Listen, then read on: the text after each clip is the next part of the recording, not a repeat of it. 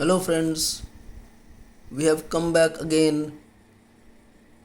Now, people who haven't subscribed till now, please do it as early as possible. Please, I need more and more subscribers. And do not forget to press the bell icon for getting repeated messages.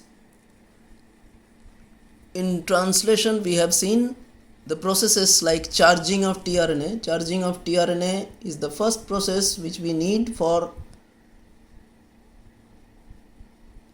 activating the tRNA with amino acids. This is a two-step process where the enzyme needed is amino acyl synthetase. There are 20 different types of this enzyme. In the step 1 we can see amino acid plus enzyme plus ATP gives a complex known as AAAMP enzyme complex, and pyrophosphate is given out. In step number 2 we can see over here AAAMP enzyme complex combines with a tRNA to form AAtRNA. The first amino acid over here is FMET or formyl methionine. So formyl methionine tRNA plus enzyme is freed and AMP is given out.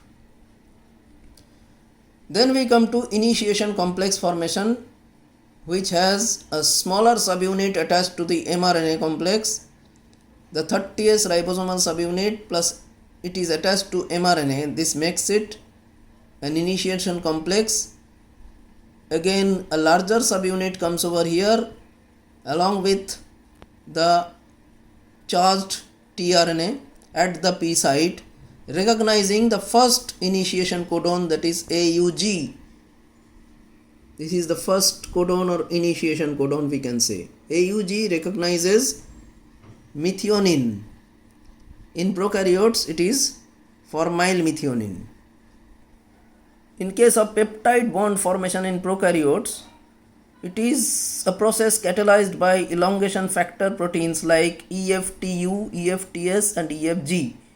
EFTU is temperature unstable, thermally unstable, EFTS is thermally stable, and EFG is translocase. The energy sources over here are ATP and GTP, both of them are required at the same time. A new tRNA with second amino acid binds to the A site. The carboxyl group of one amino acid bonds with the amino group of another amino acid. Translocation from A site to P site is also very important. Here, a complementary hydrogen bonding occurs between codon anticodon with a hydrogen bonding. The reaction is catalyzed by an enzyme called peptidyl transferase. After this bond formation, the amino acyl bond between tRNA and formyl methionine dissociates, freeing the tRNA, which is released off, as you can see in the figure, the release of free tRNA. After releasing of this free tRNA, the P site becomes vacant, giving place to another. The complex from A site moves to the P site. This is known as translocation. This is catalyzed by an enzyme EFG, that is translocase. Each of the peptide bond formation needs one ATP and two GTP at the same time. When P site becomes vacant, the tRNA carrying elongating amino acid chain moves from A site to the P site. This process is known as translocation, which requires, as I said, a translocase enzyme which is known as EFG. Here actually the ribosomes move along 5' end to the 3' end.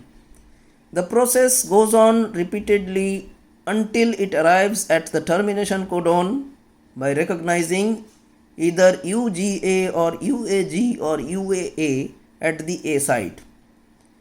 So we come to the termination part. These termination codons are recognized by certain releasing factors, which are namely R1 and R2. These two are releasing factors.